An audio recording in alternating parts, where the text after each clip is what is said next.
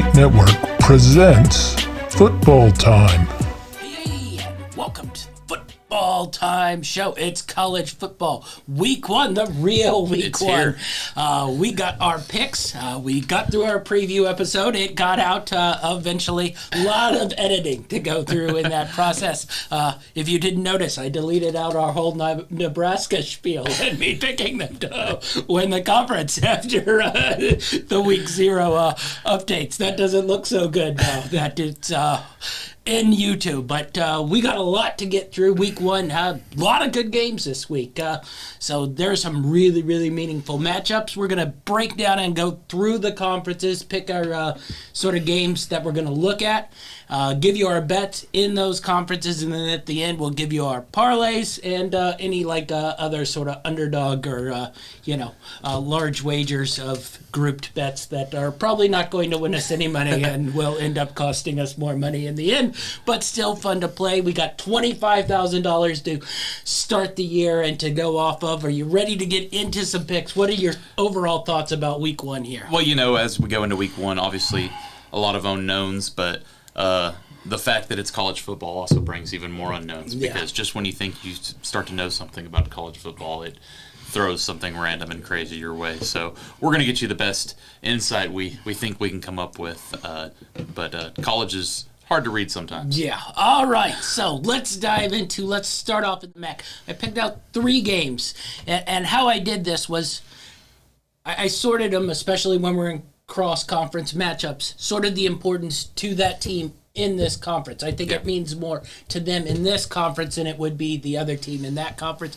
So I'm going to go Buffalo versus Maryland, Florida Atlantic versus Ohio, and Miami of Ohio versus Kentucky. Let's start off Buffalo versus Maryland. You, in our preview episode, were pretty high on Buffalo. I think it's really important, not necessarily that they win this game, but at least show that they can play with a Maryland team who we think is probably not going to have a great year. Really, really poor on defense. So I think it's good that they go into Maryland and at least show they can play with sort of really low-level Big Ten teams here. What do you think about that matchup? Yeah, I think this is a good kind of tester for Buffalo. Out of conference, so not a huge impact on their season because most of these MAC teams are really focused on these conference games. Yes, definitely so. So it's a good even if they lose, it's a good kind of feel where they are at. I think this is a team they compete with for sure. Should be a close game. I didn't take any action here, but I'm interested to see how Buffalo comes out. I like Buffalo in our preview, but it was kind of more of a lean. Yeah. Let's see what they show me, and then we'll see how they do. But I wasn't ready to go out on the ledge here. Yeah, well, but games like this are important, so you get a base. You can see where they are and where they go. And, I picked these 3 games. I didn't pick, the Kent State or the Bowling Green games because, especially Kent State, who I think is going to be a player to win the conference, play 4, really, really good level teams. Those games really don't mean anything to them. They aren't going to run the table this year. Their focus is on the conference season. They did the same thing last year when they played a really, really tough non-conference, got into the conference, found their level, and probably were a little bit better tested than some of these teams that are going to play low level. Let's move to Florida Atlantic versus Ohio. Another one where Florida Atlantic comes in here. We talked about Ohio sort of being one of the powers in this conference who have sort of dropped off since Frank Solich has left. I just wanted to look at this game and see how Ohio played at home. These are 2 teams I think that are in and around the same level of skill level, player talent, depth. I wanted to see if Ohio can hang here. I thought the odds on this game were a little weird. Ohio was getting plus, which, Ohio at home versus a Florida Atlantic team who, very mediocre. I was a little stunned. So I think they won 4 games last year. That shows me what odds makers think of Ohio. I want to see if they can play up to their level. What do you think about this one? Yeah, this is one, like you said, these are 2 teams that I think are going to – this could be a really big separation game between these 2. Yeah. So it's really important for both of these teams. But I'm just not really impressed with either one of them. Looking back to last year, and you'll kind of see where I'm going with this game on my play later. But, It's another one. I think it's going to be a close game. Yeah. I think for sure, but it won't be pretty. Yeah, it probably would. Ohio would probably wish it to be 2 months later when it's a little cooler and a little crappier weather up there. But next up, Miami of Ohio versus Kentucky. Now, I put this one in here because I think this is one of the legit ones where an upset I think could happen. I don't expect it to happen, but at least Miami of Ohio we think is going to be hovering around the top of the MAC conference.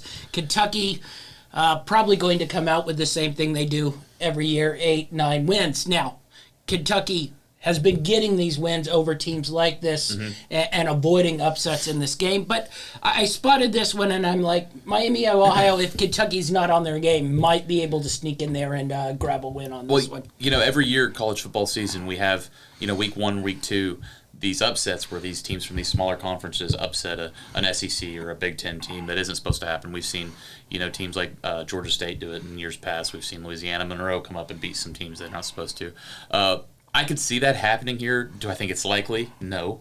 But it's possible. That's why I kind of stayed away from this one on my picks. And the spread's, probably right about where it should be. I think it was like 17 or 18 last I looked.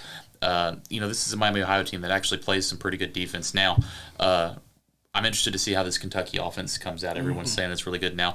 I think their eligibility on their starting running back is a little bit in question. They're saying he may miss the first 3 or 4 games due to various reasons. It keeps changing. They're not very public with that information, so we'll see how that goes. But but really the eyes are on Will Levis. NFL guys watching them, see how their offense can do. But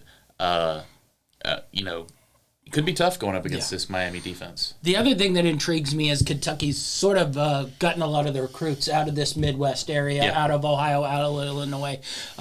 So I think a lot of these players, Miami of Ohio, basically everything is out of the Midwest. So I think a lot of these players have probably seen each other in and around the country before. So they'd be familiar with each other.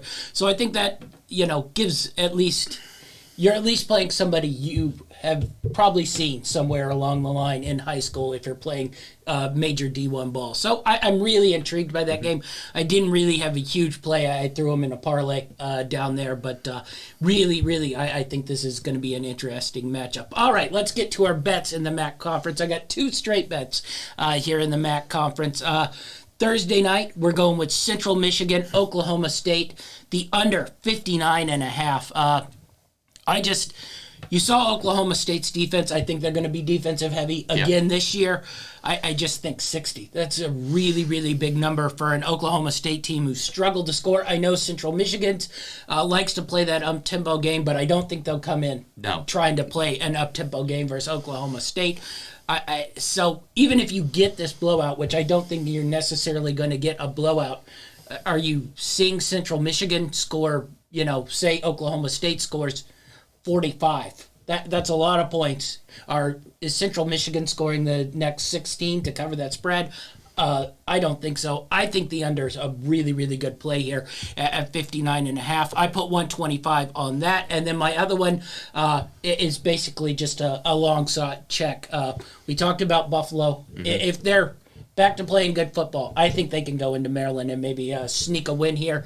12-1. For that. I thought that was really nice value for where I think Maryland is, so I put 125 on that one as well on a 12-1 bet. I thought that was pretty good value as well. Where are you looking in the MAC here? I've got 2 picks here. Starting off, I've also got the under in the Central Michigan Oklahoma State game. I got it a little earlier than you. I've got 60, even 60 on that. I really like it. I've got 500 on that play. I think that's pretty much a done deal. I think if it had been a Saturday game, I would have been a little bit more aggressive, but I got pretty conservative on my Thursday game, except for one game I really, really like. I look at Oklahoma State, and they're just a team that likes to make games weird. Yeah. And I just don't see them coming out, like you said, and scoring, more than 40-something. Yes. I think that's the range they're going to be in. And then you're asking Central Michigan and they're not going to score be 20 to 24 points. And it's like you said, Central Michigan, while they play up tempo, I think they're going to, when you're this big of an underdog, you want to slow that game down. You want to make your kids think that they're in it as long as possible,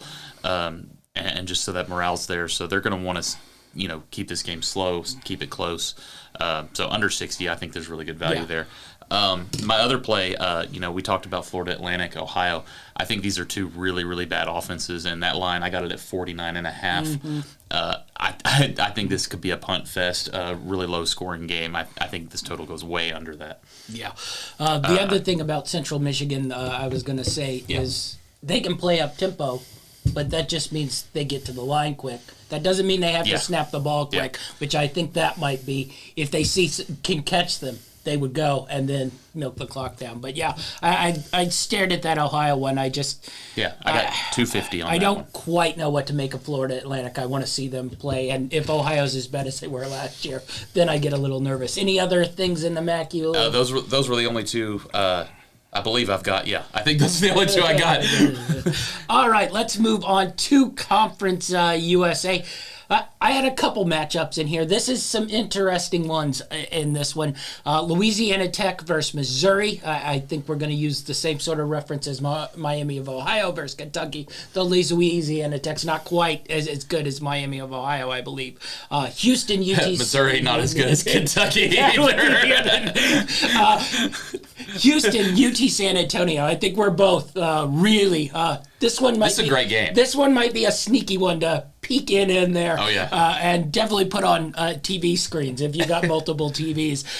SMU, North Texas. I don't know if this one is quite as quality as Houston, UT San Antonio, but I think this one could be a pretty good game. North Texas had a nice showing going to UTEP last week. And then last one, James Madison makes their debut versus MTSU. And I must say, going in, I had this one penciled and hoping that James Madison was getting some points here. And sadly, as always, the odds makers know probably more than you do. And James Madison was about a 4 to 6 point favorite, depending on where you looked. So I couldn't go there, but I am intrigued if James Madison can come right in and beat I think a pretty low-level MTSU game. Let's start off with Louisiana Tech versus Missouri. Thursday night football. It probably goes what you think of this Missouri team. I don't think Louisiana Tech's very good, but they're usually at least have enough quality enough, whereas if you don't show up and you're really bad, they can beat you. So I didn't end up having any play in this game. I'm curious if you think Louisiana Tech can go in there and maybe stir the pot. Missouri, also known to sort of not always get off to the best starts to the college football This season. was an immediate red flag for me when I was looking at picks. There's just too many unknowns here. Even when you know what Missouri is, you still kind of have unknowns with Missouri. And you're getting 60 or you're getting 10. Eli Drinkwitz team. If this had been at Louisiana Tech, I love them at home. Yeah. Not too many SEC teams are going to go on the road to them. But yeah, I'm just staying away from this one. This is kind of a sit back, see what happens. And then even then, you don't really get a true read on either one of these teams. So I'm not big on either one. Let's move to the sandwich here of the two games that are really, really Houston versus UT San Antonio. I was hoping this spread might be a little bit higher, getting a couple more points for UT San Antonio to sort of get a couple more underdog plays in there that I could make. It only ended up being plus 180 on the underdog side. I still sort of like it, but where do you think Houston, UTC, San Antonio is talent-wise? UT San Antonio, a great year last year. A lot of people coming back. Houston, not quite as many people coming back, but I think they're expected to sort of retool here and be just as good. Where do you see this game coming out? And do you think UT San Antonio can win this? This one hurt me to look at because I was a big UTSA fan last year. I was riding them all season. They lost a couple running backs. They've got some questions at running back. Now, it is a really a system offense. It may just be a plug-and-play kind of thing here. But, in our preseason show, I'm big on Houston. I think they're going to win this conference. And unfortunately for me, we're going to find out real quick week one what we're getting out of this Houston team. That's why I'm saying this game right here could determine the conference. It's going to be good stuff. But like you said, both teams are replacing players. We're going to see what we can get. I hate to say this because I don't really trust Dana Holgerson, but I at least trust his experience and pedigree in the coaching realm. So I think his ability to to start back with another good team this year is better. And 4 was a pretty close spread for what I was thinking. Yeah. I was thinking Houston probably was going to be a touchdown favorite. That's what I was hoping for. I was hoping I was going to get that 7 or 8 points, and then I was going to be all over it. But UT San Antonio a little too good last year. Everybody probably made too much money off them, and they weren't going to make the same mistakes. I'm really interested to see what this game ends up being. I think it'll definitely be a tight, close game, and I'm just curious if UT San Antonio can sort of pull an early season upset. We moved to SMU North Texas. SMU, I think, has a lot of talent here. We'll see if they can sort of make enough after the coaching change. I don't know if the talent fits the coaching change. It's of similar offense, but it's not quite the same. I always think it's tough to go into North Texas and play football. We talked about it. They also, I think the biggest thing is they have an advantage since they played last week. This is SMU's first game. North Texas went to a tough place to win at UTEP and dominated that game pretty good. So I have my eyes on this one as well as one of those that North Texas might be able to sneak up and win. What are your thoughts on this one? Yeah, this one popped out immediately to me on the value we're getting. I was really impressed with North Texas last week going into UTEP and just easily dominating that game. And then, like you said, North Texas is a tough place to come in, and we've kind of got a somewhat reeling SMU program, hoping they can slowly or quickly reel everything back in and keep the momentum going that they've built these past 4 or 5 years under their previous coaching staff. So this SMU team's going to be desperate, but North Texas might be just finicky enough to pull off the upset. And speaking much like the Miami, Ohio, Kentucky game, where a lot of people know each other, this one, I think everybody in Texas football will know each other and have been quite aware of who's who in this one. And then last one, James Madison versus MTSU.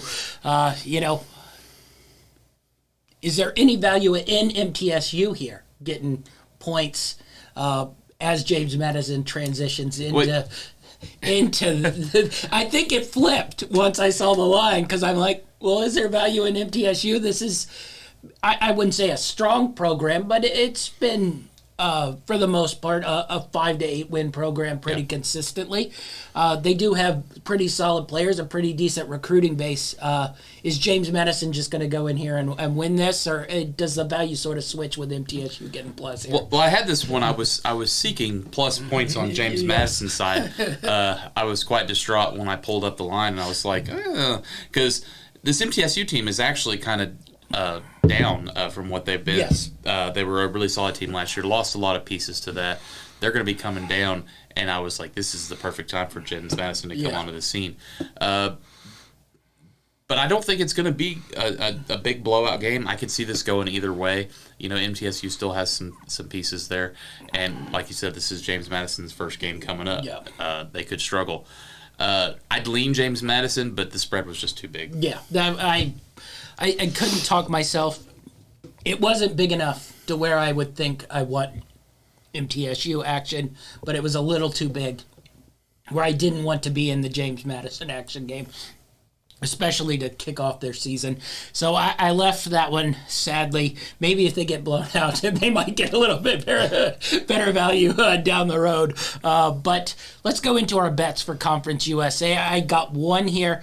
And this is another one, much like the Central Michigan Oklahoma State line. It's a Thursday night game.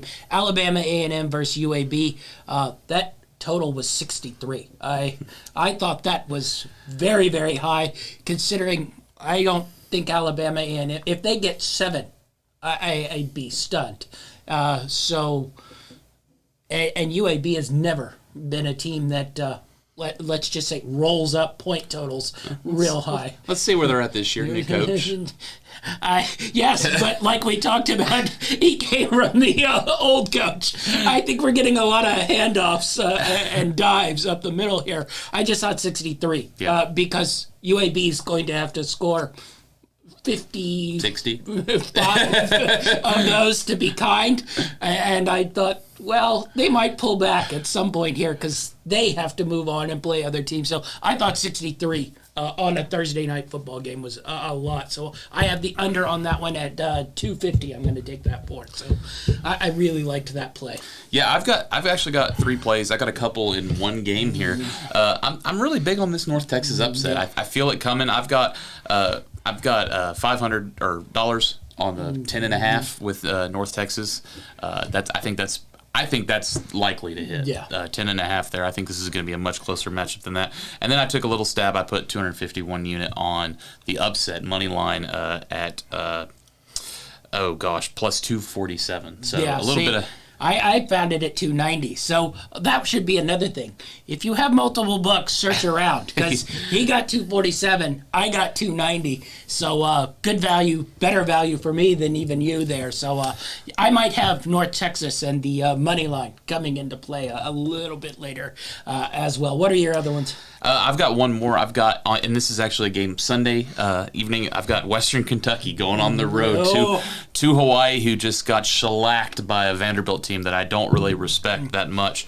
Western Kentucky minus 16 here. I've got $250 on that. Yeah, that'll be interesting. So, Conference USA in the books. A lot of good games in Conference USA this weekend. I think there'll be some good viewing. So, don't just tune into the big ones. Check out a couple of those, especially Houston, UT San Antonio. Let's move to the Sun Belt. I think this is slowly becoming our sort of favorite small conference. I got a couple in here. The big one, North Carolina, Appalachian State. Yep. Troy, Ole Miss, I thought was a big one. And then Army, Coastal Carolina. The North Carolina Appy State, I think, is really big because it's a pick-up game. Yeah. Basically, Appy State no longer even gets thrown into little school that could. They're basically taking the team who's probably finishing somewhere between second or third in the ACC and is even money there. Troy, Ole Miss, I'm curious to see what the Ole Miss team looks like. Yeah. I'm big on Troy. I just want to see where they are and if they can hang with Ole Miss a little bit here. And then I think this Coastal Carolina Army game is really, really big. This is a game I think Coastal Carolina just has to win here. It's just, they can't lose to Army. If they want to be taken seriously, they can't lose to this Army team, especially with, a month, basically, to prepare for that option attack. The other thing is they put in a couple new rules about chop blocking downfield. Yeah. I'm curious to see how that sort of plays with the option offense, which basically uses chop blocking downfield as their tactic. So what of these 3 games are you most interested in here? I'm really most interested in that Army Coastal Carolina game. This is really going to be make or break for either of these teams, I think, on the Army season. won 9 games last year, so they're not a joke, but I think if you want to be one of those small school teams that is taken seriously in the top 25, top 50. You got to get on a You run. got to be able to beat Army. Yeah, and I think this is going to be a really, really good defensive battle just to see how they match up. Army's always interesting to watch and see how teams can adapt and react. Like you said, I think it being week 1 is a huge advantage to Coastal Carolina because some of these teams, they go from preparing for traditional style offenses and then, right after a game week have to go in and prep for this Army. And that's a big challenge. So a little bit of an advantage there. So for that reason, I'm definitely going to be leaning Coastal here. But I could see it going either way. Yeah. North Carolina, Appy State. Where is your head at here? Because I want to take Appy State, but I think I wanted a bigger number. I didn't think North Carolina looked great in that game versus FAMU, especially since I think FAMU was taking students out of the literal North Carolina to put on the field there. But then again, North Carolina didn't even know if they were going to be playing on Friday at that point, and 2, I don't think they took the game all that serious once they, found out basically no one on that FAMU team was coming to play. So do you gauge anything off that? No. Or do you just sort of reset North Carolina, Appy State? Who's better in this one? Yeah, I think you've got to reset here. Not really learning a whole lot from last week. Still got a lot of questions with this North Carolina. I like Mac Brown's recruiting. He can put a team together. Can he coach that team? Meh.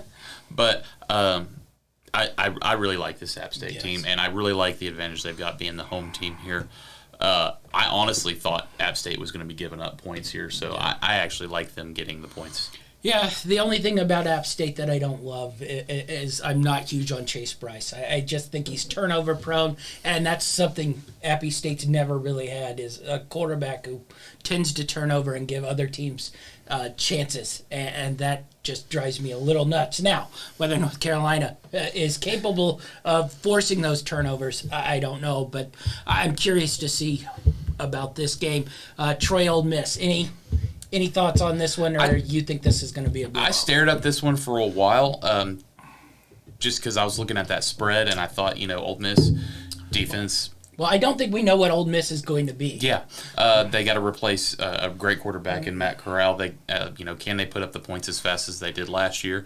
Plus, their defense has always been a question mark ever since Kiffin came to town. It was better last year, and it was still giving up 30 points a game. Yeah, I know that most of their over-unders were around 70 or 80 points, and a lot of times they got down to like 65 by the end of the season, I think. So, I think this will be a good one to watch, just kind of get a good read on both of these teams. I think Troy can be competitive, but I think in the end that just the talent overall will prevail for Ole Miss. Yeah. All right, let's get into our bets for the Sun Belt. I got 3 of them in this one. The Coastal Carolina Army. I'm going to end up taking Coastal Carolina here. I think the month to prepare Coastal Carolina will be able to dominate this game. I think they'll be able to score on this Army defense. I don't worry about that. It's the other side of the ball. I worry about that. You started to see some cracks in this Coastal Carolina team defensively last year. Did they fill those in? Does it remain the same? I don't know, but I just think Coastal Carolina, especially at home, is a better team here. I think 2.5. Nice little line there. I put 500 on that one. The Georgia State South Carolina game, that total was at 56.5. I don't foresee Georgia State scoring a lot of points here. No. South Carolina, they don't ever score a lot of points, even when they were good under the likes of Spurrier. So I think 56.5 is a little too big. I'm going to take that under. I think this game, played, maybe South Carolina gets in the 30s. Georgia State lucky maybe to get 14 to 17 points. I don't know. So I really like that one. 500 on that one. And then La Monroe, 36-1 versus Texas. Now, I don't think this is going to happen, but last year we got 30-1 La Monroe wins and like 24-1. So I'm not going to miss that again this year if that occurs. Just taking La Monroe every week. If La Monroe is a 30-1 plus dog in a game, I'm taking them so I can hit one of those just to say I hit one of those. So La Monroe money line plus 30. 600. I got 62.50 on that one. We didn't use a whole lot of the bankroll, but at 36-1, 62.50, a nice little chunk of change there. But La Monroe 36-1 on the money line as well. What are you looking at in the Sun Belt? I've got a few plays here. I've got App State in the pick'em game. Yeah. I like the home team here, and I think there's some unknowns with North Carolina that I'm waiting to see against a real team. So I lean App State there. I've also got 2 picks in that Coastal Carolina Army game. On that App State pick'em, I've got $750 play on that. Oh, big one. That's one of my medium. That's one of my medium to high picks this week. I think we will have a hater in Chase Bryce too, and we get a couple of pickies on that game. So in this Coastal Carolina Army game, I've got Coastal Carolina minus the 2.5. I've got 750 on that as well. Whoa. I actually like this one better than App State. A lot of action for you in the Sun Belt this week. And I also have the under in that game at 53.5. I've got $500 on that. I've seen Army literally drain an entire quarter of football in one possession. And this is 2 very good defensive teams. I think this could be an under. Yeah. I'm really... couple really good ones in this one. I've got one more here. I got to start telling you how many I got before I go into them. You're loaded in the Sun Belt. We didn't talk about this game, but this is a team that I've got picked to finish high in my Sun Belt projections. Southern Miss. Yeah, I looked at this one. I thought you might be on this one. Getting 3.5 at Liberty, or at home versus Liberty. Yeah. I believe this is in Southern Miss. I did a 1-unit $250 play on this. I may have them in some upset parlays later, but I think the Southern Miss team can pull it off against Liberty. They lose Malik Willis, so let's see what Liberty's bringing in to replace that. Yeah. There was South Alabama's Nickel State that didn't have a line. If that line is somewhere between 3 to 6, which I doubt will be 3 to 6, I'm going to grab South Alabama. Now, if it goes over the double digits, I probably won't. And it didn't even make my no line, wait and see column too. So that's not really, but maybe by Saturday if I can get a line on that game and it's somewhere I sort of like it, I might grab South Alabama. We didn't put that game on our list, South Alabama, Nickel State. All right, let's move to the AAC. Only one game I really wanted to talk about here, and that's Cincinnati and Arkansas. I put it in the AAC column because I think this is a huge game for Cincinnati. They got to show they can retool and sort of rebuild. It's not a once every 4-year thing. It's sort of they're okay, and then by the next year they're ready to sort of challenge and run the table here. Arkansas, I think they're sort of a baseline team. If you can beat them, you know you're a good football team. Yeah. And if you can't beat them, you sort of know your level is at. You know exactly what Arkansas is going to do. Their defense dropped off a little bit last year, but they're a pretty smash-mouth defensive team. Offensive line and quarterback will basically just maul you to death. I look for that to continue. And even the quarterback started throwing the ball a little bit last year and looked pretty good. So if there's another progression there, I'm curious to see. I couldn't pull the trigger on an Arkansas straight bet. I thought that 6 maybe creeped up a little too high for me. But what are your thoughts on this Cincinnati-Arkansas game? Because I think your play comes what you think Cincinnati will be more than what Arkansas is. Because I think we know what Arkansas is. Yeah, I think we're going to get roughly the same. It's whether or not Arkansas has improved any from last year. I don't see them regressing. At all. Now, they did get lucky in quite a few games last year. They had some bounces go their way. They could be just as good or if not better this year and still lose more games this season, especially looking at their schedule. But Cincinnati, I think, has more questions. Just starting with this game. You open with Cincinnati.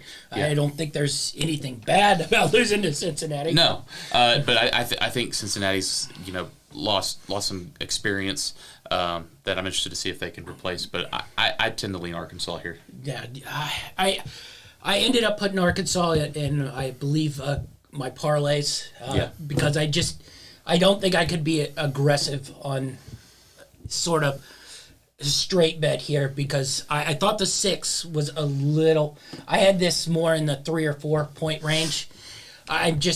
But I couldn't be aggressive enough on Cincinnati because I think the defense will still be good because even without, Luke Fickell early on, Cincinnati's defense has always been able to sort of replenish and replace. Mm-hmm. Now, they had elite guys the last couple of years, but I think that it's what that offense can do. And can they replenish and replace? Certainly at the quarterback, Ritter had been there for 4 or 5 years. Mm-hmm. And that's just coming in and facing a team like Arkansas who is disciplined, know exactly what you're doing. I didn't find a lot of advantage there, but I just thought 6, even in Fayetteville, I thought that's like a point or two too high for a team that probably the talent levels are, it's like that. I just couldn't quite make a real aggressive play. This was my one play in this conference. I've got $500. I actually think I've got Arkansas minus the 6.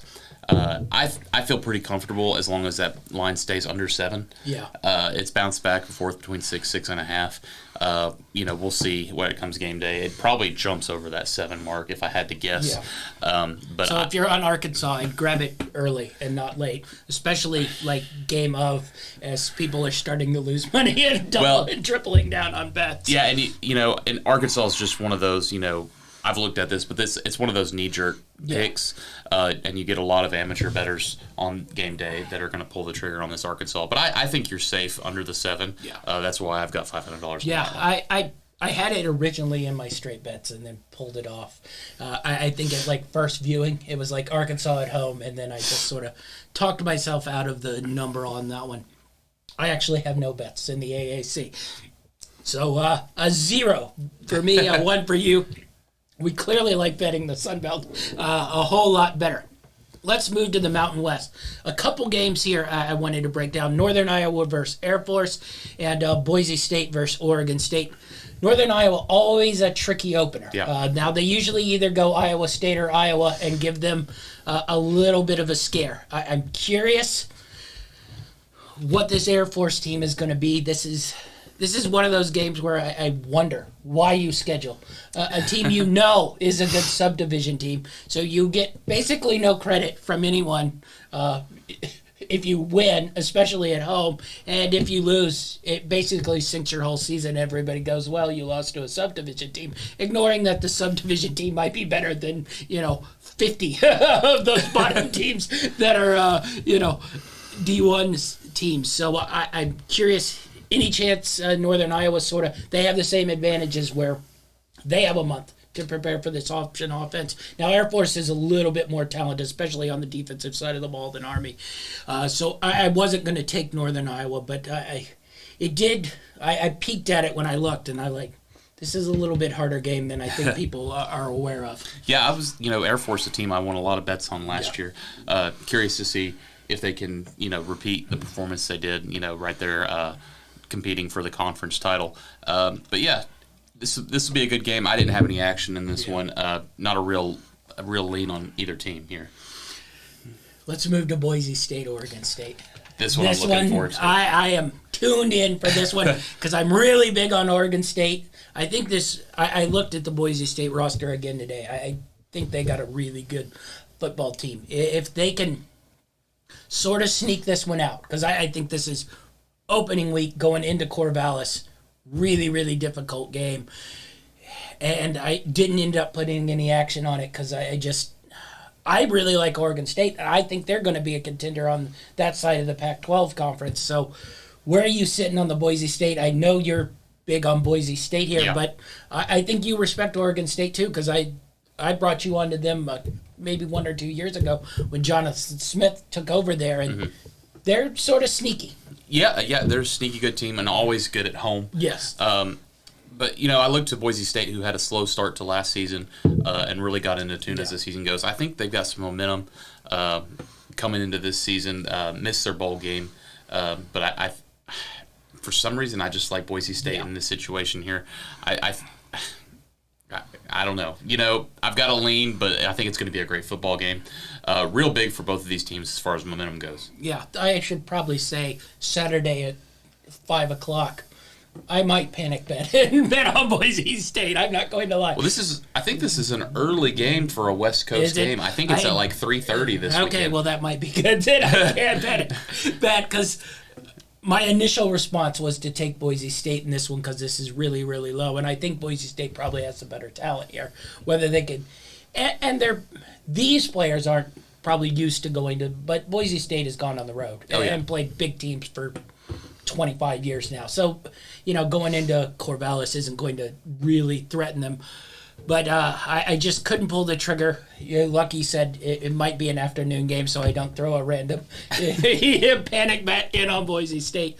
But I'm intrigued to watch this one. This one, appointment viewing for me for sure. Yeah. Really should get a nice baseline of where Boise State and Oregon State sit. So what are we betting on here in the Mountain West? I got two. I got the Wyoming Tulsa under 44.5. If you watched Wyoming's offense last week, it was basically run the quarterback up the middle. They had no throwing, and I thought their defense played solid up until a point. The offense didn't give them much chance, but up in Laramie, I think Tulsa, first week. Like I said, Wyoming's already played a game versus a pretty solid Illinois team. We'll get to that.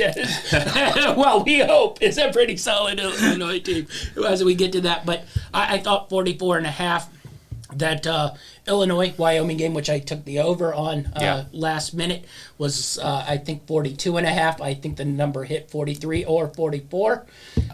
I think Illinois ended up hitting 42 on their own. It was 38. Okay. 38.6, I believe. So okay. So right on that number, I think the 44 now. I don't think Tulsa's going to hit 38. No. And if they do, then we might adjust on what we think it's going to be. So I thought I liked the under here at 44.5, 500 on that, and then one of my big ones, Nevada at home versus Texas State. One, Nevada played last week. I like that bump going into a week where they've already played a game. I thought they played all right for the competition that it was. I don't, they didn't have to press too much versus, a New Mexico State team, which, speaking of teams that Northern Iowa is probably better than Division I teams, that would be one. But, I don't understand this line because I don't look at Texas State as a team with anywhere near just sort of size or talent level of Nevada. So one I thought was really, really generous. I think this one might be up to 3 by Saturday because I don't know why anyone would take Texas State on the road versus Nevada. So I really like that one. That one's one of my big bets, $7.50 for Nevada on that one. What do you like in the Mountain West? I've got 2 picks in the Mountain West, and I also have one of my big plays this week. One of my top dogs, San Diego State. -6 at home versus Arizona team that I just have no respect for. Yeah. Little nervous. San Diego State can be hot and cold, but I think they're going to start the year fresh, and this Arizona team has just been decimated the past few years. I like that under a touchdown spread there. I've got a 5-unit play on that, $1,250. I'm really confident. Big one. We're getting to that one in the Pac-12. So one of my biggest plays. What else? Let's see here. I had one more. Nevada? No. Boise State. Boise State. That was your other one. I got Boise State +3 going to Oregon State. I'm just got 1-unit play here, 250. Not too confident, but I do like this Boise State. I think that was just to add some more fun action onto an already great game. Let's move to the Big 12 here. I put one game in here. Now there are 2 games, but I listed it more under the ACC that I think are really, really watchable. But TCU, Colorado, I'm interested about this one. I think I'm interested about this one just because of the line movement. This game opened as TCU as 7-point favorites, which I think is a good, solid line. It is up to 13.5 now. And that piqued my eyebrow because as much as I hate and deride Colorado and their coaching staff, TCU going on the road into Boulder in a week 1 opener at 13.5, that made me pause. And I'm curious to see where this TCU team is. Last year, they sort of struggled in games like this going on the road. Is this a new life in TCU? I was upset that the coach left / was being fired, even though he built that program. But I thought the guy they brought in there is at least of similar vein. Different style, but of similar Texas football vein. So I think TCU cruises in this one, but I was stunned that this line has moved 7 points in basically 4 weeks. I'm like 13.5. That from 7. That is a very difficult opener. What do you make of this TCU Colorado game? Yeah, it's reached that line there where it's almost become untouchable. Almost. Yes. I say almost because we'll get to that in a second. But I really like this TCU team. I think they're going to turn a page and actually grow, especially offensively under their new coaching staff here. And this Colorado team, I think they put more than 20 points on the board like twice all of last year. Yeah.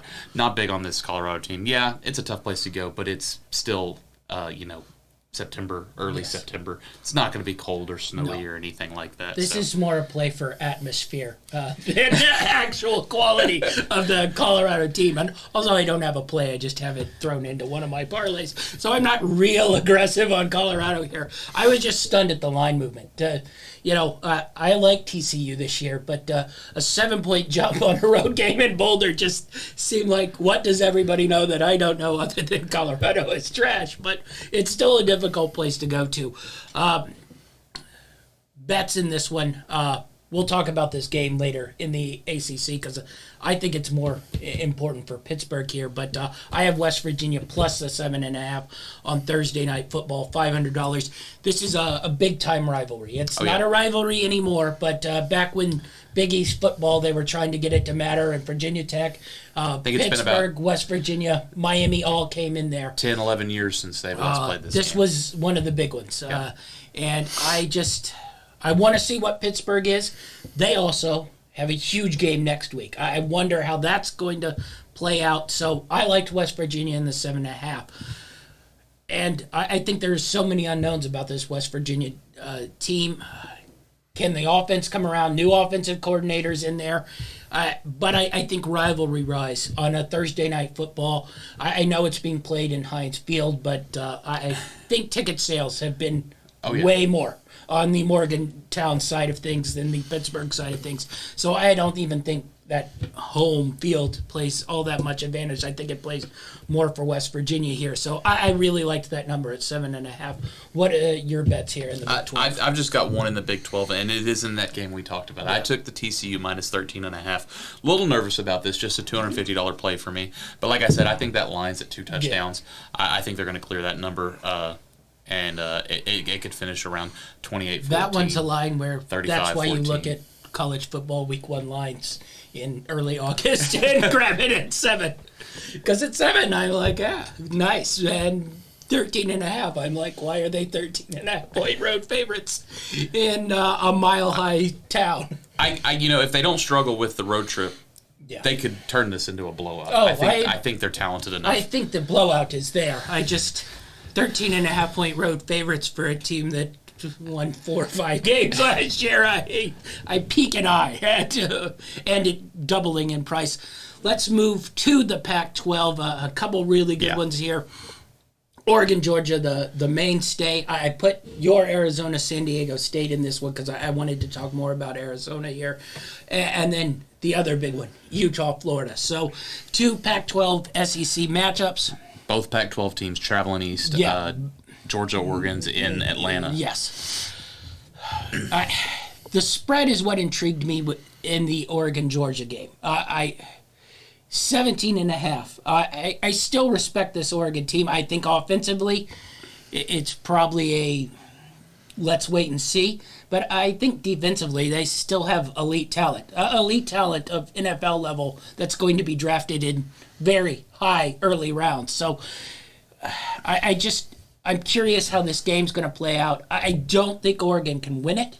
But I just thought that spread was really, really big. And it wouldn't be the biggest stunner if Oregon beat Georgia here. I think Oregon's still a quality team.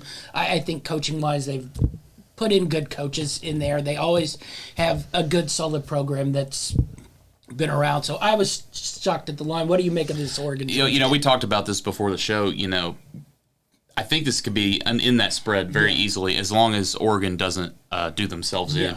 That's easier said than done against a Georgia defense that scores almost as much as a Georgia offense. So Oregon can't get stupid. They can't make silly mistakes that give Georgia easy points. If they can avoid that, I think this thing stays between 2 touchdowns. Yeah.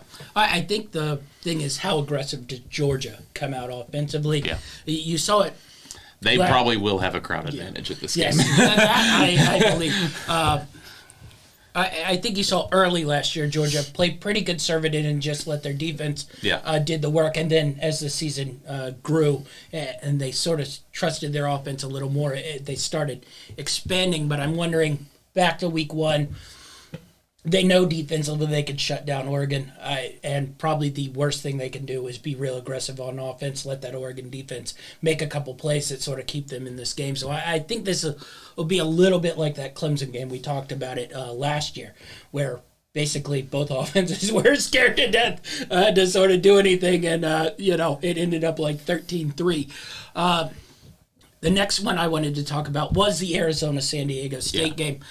I think this one's bigger for like in Arizona. We've seen San Diego basically, 15, 20 years running, go into one of these Pac-12 teams and win. I think that's what hurts this Pac-12 conference, because if you ask me, Mountain West versus Pac-12, honestly, Mountain West has been a better conference the last 10 to 15 years than the Pac-12 conference. So can a team like Arizona, who I sort of like this coaching staff, is instilling more a pro-style offense in there? I don't know if it'll work, but can they handle a San Diego State team who is always good, always solid? They're going to come with the defense is already sort of a pro-style team. They run the ball, they play a set defense, and are real aggressive on the defensive side of the ball. Can an Arizona sort of I don't even think win is the proper term, but at least play with them, because San Diego State has sort of just taken advantage of these teams in years past, mauled them, and it's always 17-3, 21-3, 21-7. I'm curious if one of these Pac-12 sort of underlings can sort of at least raise their level to at least be on a level of a San Diego State here. Let's go to Utah, Florida. This is a big one. I know you're big on this one. Yeah.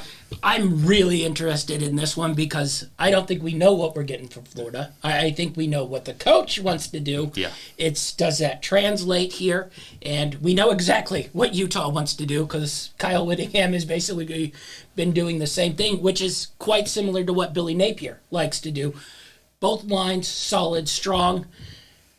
Utah probably has a quarterback advantage here. I think Anthony Richardson is a bit of an unknown. Yeah. Maybe he turns out to be a star. Certainly throwing the ball is a question mark with him because, his big frame and running, he will be able to get yards.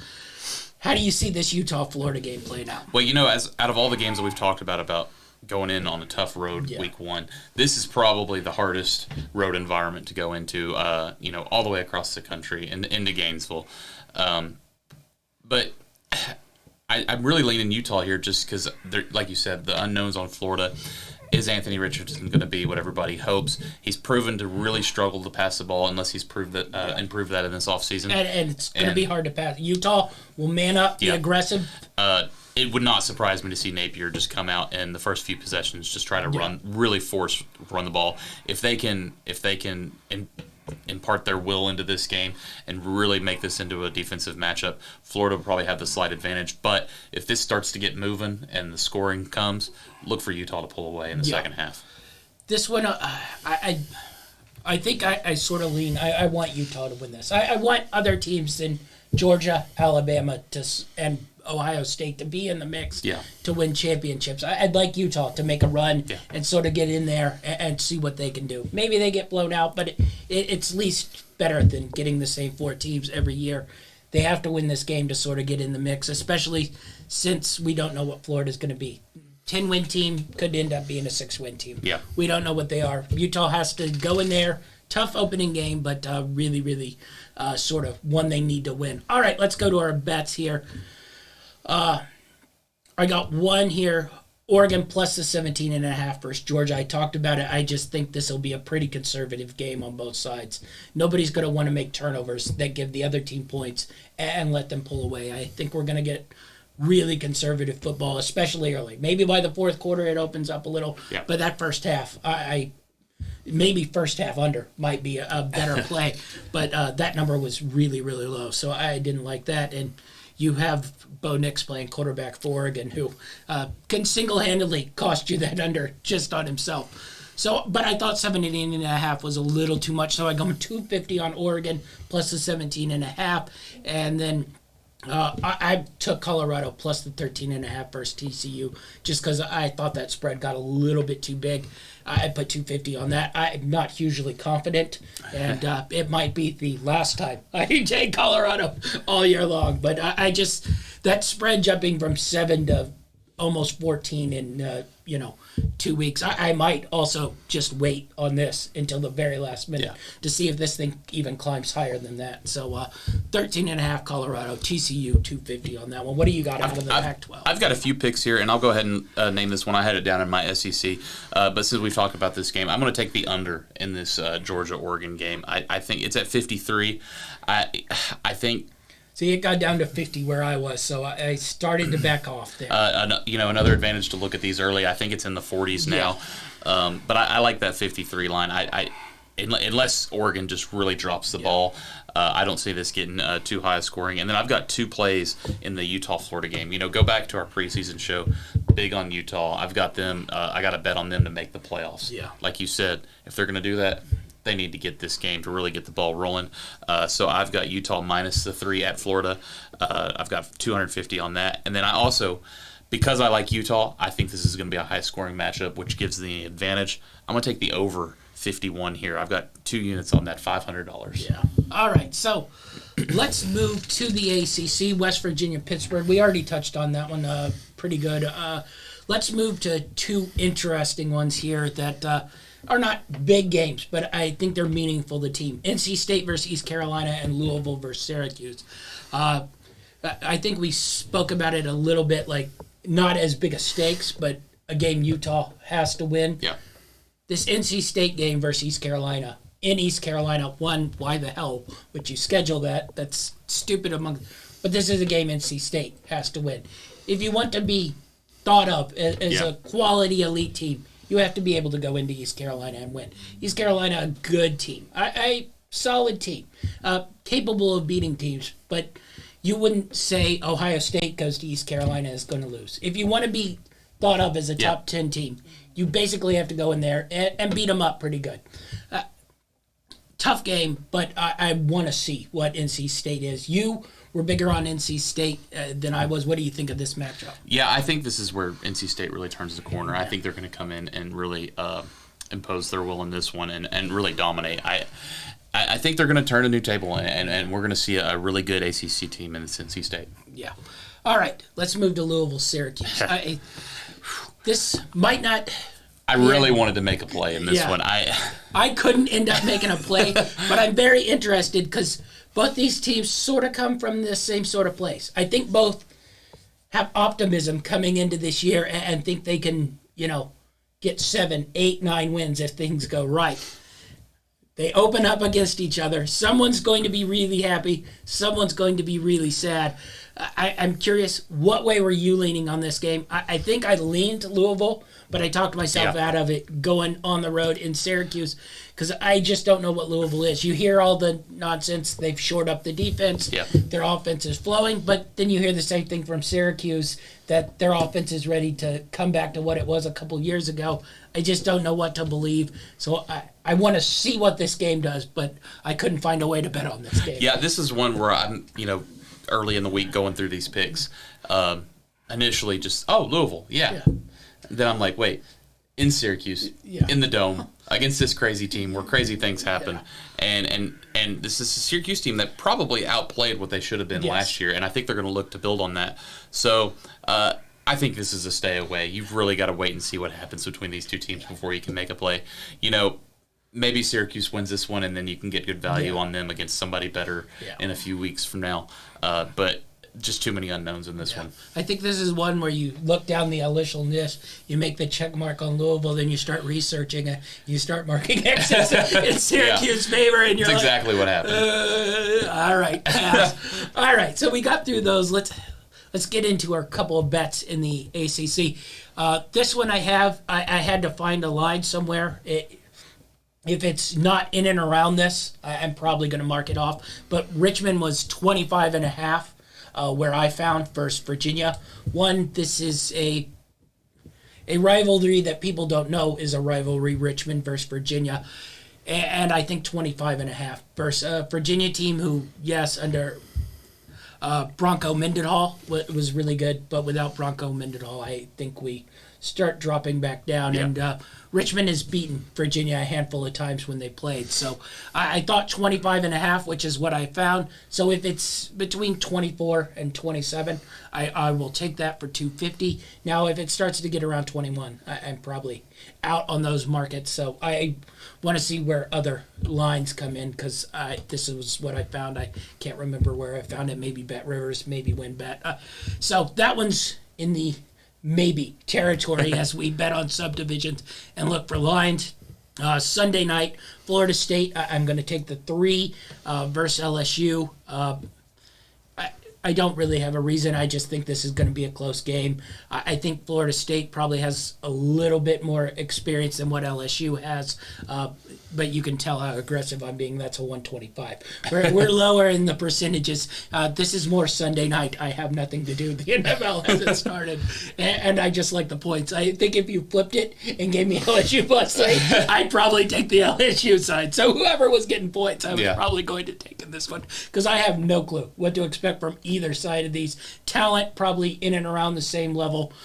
Coaching probably leans towards Brian Kelly, but I don't know if Brian Kelly has his team ready yet. And we all respected Mike Norvell up until the point when he left Memphis and went to Florida State. So I think this is a prove-it year. I think he has to get it. Yeah. So And then lastly, Clemson versus Georgia Tech on Monday Night Football. I might talk myself into taking Georgia Tech in the 21.5. I haven't quite gotten to that. Can Clemson score 21 points? That's what I haven't gotten myself to that level of wanting to watch this game for any reason whatsoever. So we're going to start out with the total at under 48.5. If Georgia Tech gets 10, I'd be impressed. And nothing about Clemson offensively told me they were capable of scoring 30 points in a game. Yeah. So 48.5, while under the sort of magical 50 mark. This one probably should be hovering more in the 42-point range. So 48.5, 250 on Monday, and we might talk ourselves into Georgia Tech at 21.5. Probably depending on how good or bad we feel about ourselves for that one. What do you got on the ACC? I've got a few $250 plays here in this conference. One we didn't talk about, Temple at Duke. That one's coming up in the underdog plays for me. I don't have an underdog play here. I just know that neither one of these teams play defense. This line's at 51.5. I think it's going to go way over that. I've got 250 on that. Next up, I've got NC State minus the 11. And one more, and I just lost it. I apologize. Oh, a team I liked a lot last year, Boston College minus the 7 versus Rutgers. I've got 250 on this. I think Boston College is going to struggle this year. Yeah. I don't think this is one they're going to struggle with. I think they're going to cover that 7. Yeah. All right, let's move to the SEC. I got 2 games locked up here to talk about in the SEC. Memphis, Mississippi State, a game from last year where Memphis won and Mississippi State dominated. So we'll see if that comes into fruition. And then the aforementioned LSU-Florida State game. We touched on that. What are your thoughts on the LSU-Florida State game before we move to Memphis, Mississippi State? I'm really excited to see this. I think this LSU team has more talent and deserves more credit than they were given after their poor performance last year. And Florida State hasn't shown me anything for them to be big on them. I'm honestly shocked they kept Norvell around for another season. I think he's pretty much failed to put anything together down there. So I kind of lean LSU here. All right, let's go to Memphis, Mississippi State. I talked about how big I was on Mississippi State. This is another one of those. Their schedule is ridiculously hard, and this game is a hard one, but this is one they probably have to win if they sort of want to reach their goals of probably 8-9 wins on the season. So I think Memphis probably, much like last year, where you watched this game and Mississippi State was just much, much better. And a couple things went their way, a couple returns, a punt return where Mississippi State touched it and then a whistle blew, but Memphis picked it up and ran it back. Now, granted, you can pick up a punt and run it back after the team touches it, but the referee probably should not blow his whistle. So what do you make of this Memphis-Mississippi State game? This is usually a pretty good game. Yeah, I like Mississippi State to get the win here. That line was a little too uncomfortable for me to make any kind of play. As well. But I think Mississippi State's going to come out with a win, whether it be 3 points, 10 points, could be 21 points, but that 17.5 was a little too juicy for me to want to sniff around. Yeah. All right, I got one play in the SEC here. Tennessee Ball State Thursday night. I have the under 68.5. We talked about it a little bit. Tennessee with a big game versus Pittsburgh next week. Ball State probably not going to score a lot of points even if Tennessee's defense is in question. So that leaves Tennessee to score 60-plus points or so here. And while I think more than capable of scoring that on Ball State, I'm not sure they are more than wanting to score that many points. I think we're going to get some nice offensive plays, find a rhythm, and then sort of shut it down for the game that matters next week versus Pittsburgh. Real big swing game for Tennessee. I just thought this number 68.5 was really, really, a little too high. You make it 63, 62. Mike could talk myself into it, but almost 70. Yeah. I don't see that coming right out the gate, especially on a Thursday night. So 68.5 under for me at 125. Where are you going on the SEC side of things? Well, we already talked about a couple of my plays in our other conferences with the Georgia game and the Arkansas game, but we're going to get into a couple others that I've got some action in. One we didn't talk about. I like South Carolina minus the 12.5 versus Georgia State. I think this Georgia State team is going to have a big drop off. You talked about it a little bit earlier, but I've got $500 on that. I think South Carolina is going to come in really eager to show off their new weapons they've been able to pull into Columbia, and they're going to win by more than 2 touchdowns here. So I think they're going to cover that spread. The other play, I'm going the other way. I'm taking LSU minus the 3. I think our fun head-to-head. I think this talent in LSU has finally got a good on-the-field coach, and I think they're surprised of people and finish pretty high in the SEC West. Yeah. All right. So those are our straight bets. Let's get into a couple of parlays. We need to do the Big Ten. We did the Big Ten. No, we didn't. Oh, we did not do the Big Ten. I went down a little too quick. All right, let's go into the Big Ten. Switch down. All right, Big Ten. Couple games to talk about here. Penn State versus Purdue. South Dakota State versus Iowa. Notre Dame versus Ohio State. Big games in this one. First one, Thursday Night Football. Penn State, Purdue. Yeah. I probably should have known this since I got a pretty big play on this game. Penn State, Purdue. What are you looking for here? I want to see how this Purdue team comes out because I think they might be able to sneak up and beat this Penn State team. But I don't know. I certainly favor the coaching matchup here for Purdue. And if somebody can get his boys ready on a Thursday night football game at home in West Lafayette, it's Braum. I just want to see where this Purdue team is. What do you make of this Penn State Purdue? I'm really excited to watch this game. I'm hoping my Vols pull out really quick so I can switch over and watch this one. I think this is going to be a high-scoring game. 2 returning 4th or 5th-year senior quarterbacks that have both put up a lot of numbers. And I think this is going to be a really exciting game to watch. And if Purdue, I was big on them in preseason. I think they've got a chance to compete for this conference. I don't put them quite at Ohio State level, no, but I think I've got them above everyone else in this conference. And this is the prove-it game for them. Yeah. They've got it at home. They're getting the points. It's going to be crazy. I can't wait for this game. All right, let's move to South Dakota State, Iowa. Iowa, who skips Northern Iowa this year and somehow brings in a better subdivision team.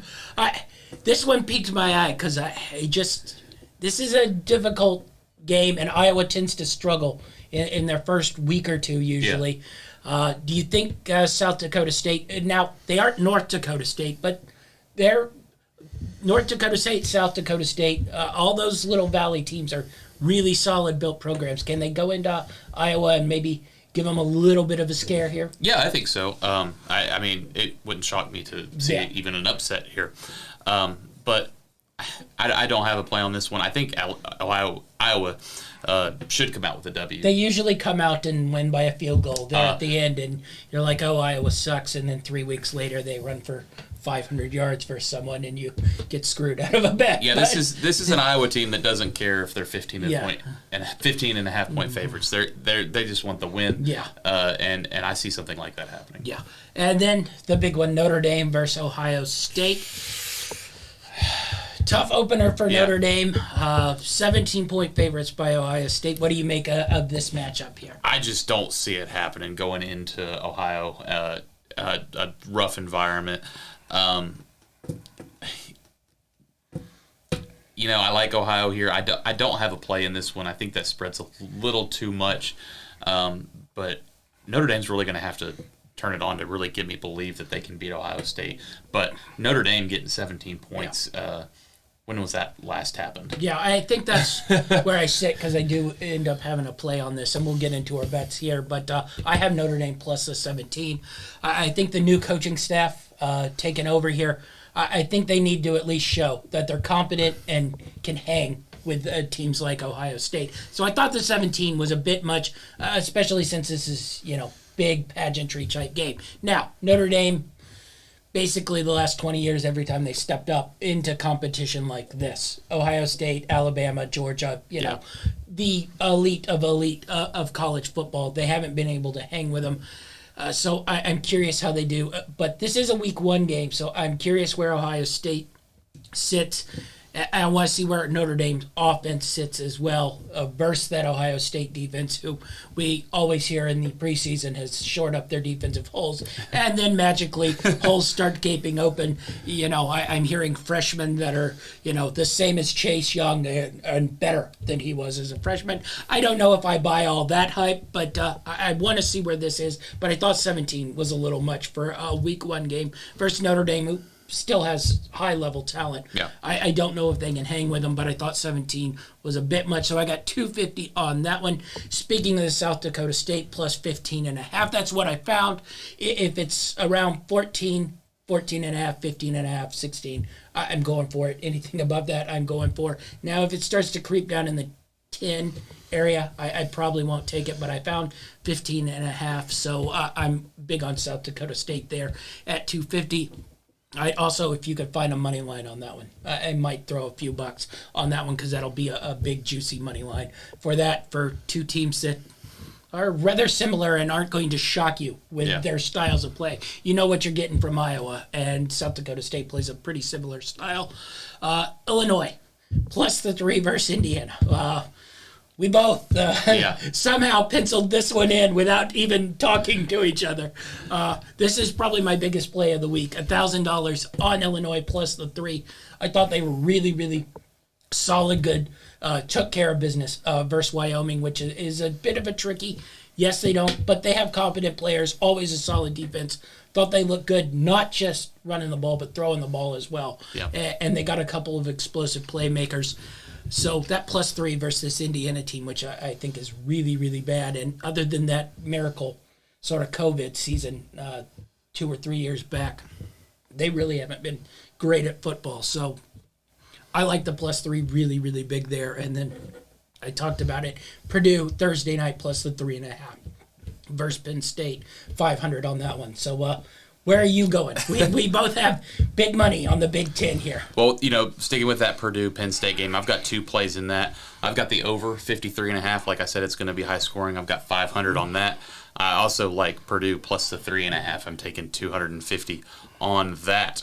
I love Illinois. I'm taking the money line on that one. A little over even money, plus 123. I'm putting 1250 on that one.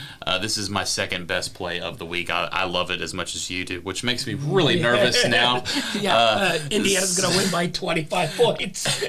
So, I'm going the other way than you on this Ohio State-Notre Dame game. I'm just not a big believer in Notre Dame. I don't think they're going to be there just yet. I'd take the Illinois plus the 3 now. I wouldn't wait till Saturday because I think a lot of people are going to be on that one. Yeah, I think that was just a line that dropped and people didn't really watch Illinois play last week. But yeah, I've got Ohio State minus the 17.5. I've got 500 units on that as well. All right, so let's now go to our parlays that we've gotten through all the conference. I got a handful of 3-teamers here, a couple of underdog money line parlays, and then a underdog round robin. So I'm going to get into my parlays. The first 3-teamer I got, we mentioned UT San Antonio plus the 4. I like Wyoming plus the 6.5, and then North Texas plus the 10.5 versus SMU there. I got 62.50 on that 3-teamer. Next one up, the line I found was Fresno State minus 36 versus Cal Poly. I think they're going to come out and put on a show. Cal Poly, not one of those subdivision teams that are of the elite level. If it's anywhere, probably 36 is my limit, but if it's 36 or below, I'm probably grabbing that one. If not, I'll probably sub in one of these lines that aren't in there. UCLA minus 23 versus Bowling Green. I think they're going to put on an offensive show versus Bowling Green, who probably doesn't want to be there. Of the same ilk, Washington minus 23.5 versus Kent State. Just go look at Kent State. Big blowout parlay. Yeah, big blowout parlay. And then just look at Kent State's early schedule. I think their goal is to be healthy by conference play and not get mauled and hurt by a bunch of these, big-time teams with a lot of talent on them. Next up, Troy, plus a 21.5 versus Ole Miss. On that one, we talked about that one. Miami, Ohio, plus a 16.5. And one we didn't get into, but one I'm curious, Old Dominion, plus a 7.5. Yeah, I looked at that one a lot. Tech. I want to see where this Virginia Tech team is. They've lost to Old Dominion and played close games with Old Dominion a couple times, so I sort of like Old Dominion there. 62.50 on that one. Next up, Rutgers plus a 7 versus Boston College. We touched on that one a little bit. You liked Boston College. I liked Rutgers plus a 7. I thought the number was a little too big. I think Boston College probably pulls it out, but I'm curious if they can win by 7 points. But that's just based off, I don't know, really. I know what Rutgers is going to do, defend, run the ball, and I don't know what Boston College is going to do. I don't know if they're going spread. I don't know if they're just going to try to run the ball. I want to see them win by 7 before I start grabbing 7 points. With BC, East Carolina plus the 11.5. And there's your Arkansas minus 6. I put them in that parlay, 62.50. And then we got Bryant plus the 10 versus FIU. That line is fixed because it's a Thursday night game. This is basically my Thursday night parlay. St. Francis plus the 16 versus Akron.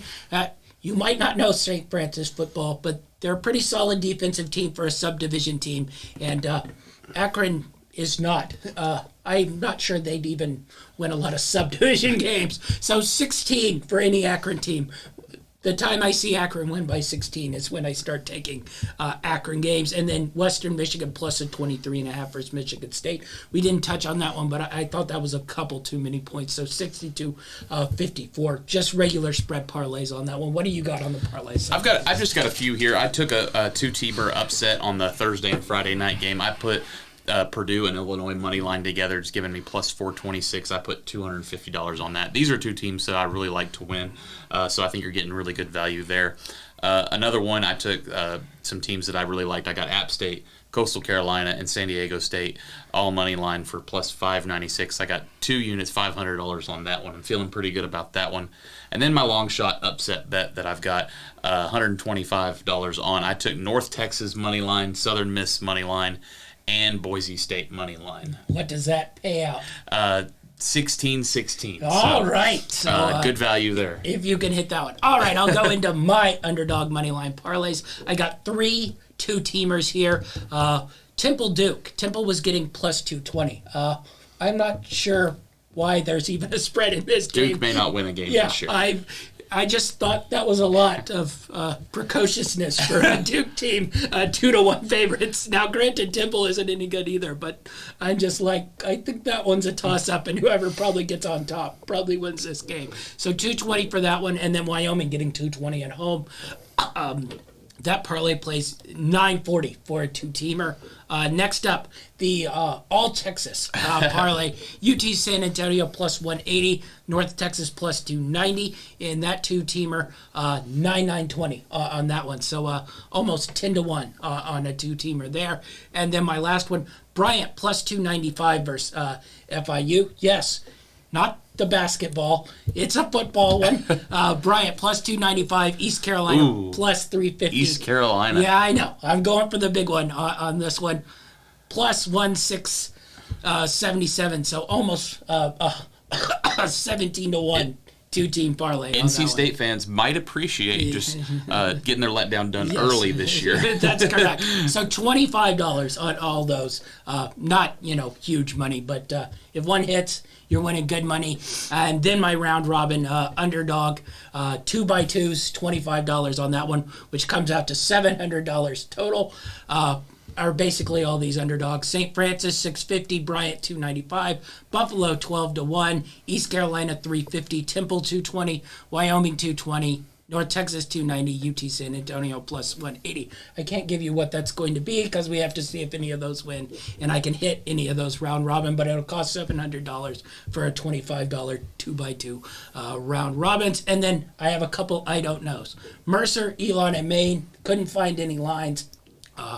So we'll wait for those. Those probably drop game day, I'd say. If there are lines I like, I will probably just make this a 3-team parlay for the same $62.50. And if a couple of these subdivision 1 lines are different than what I get, I probably will sub those out, so I'll tweet those out. All right, let's take a look at our bets here in pictures so you can write them down and soak them all in.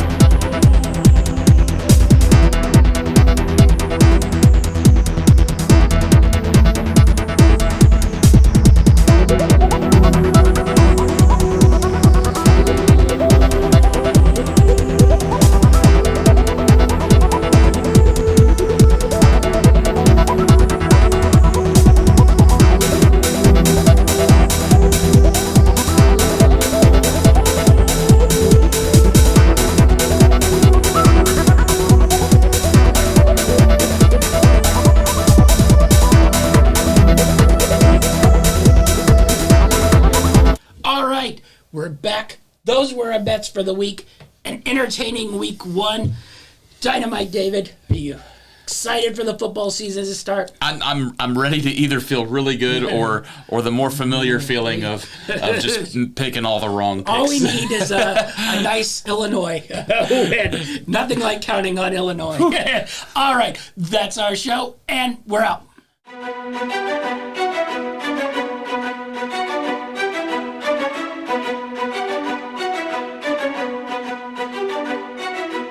Greenlight Network presents Football Time.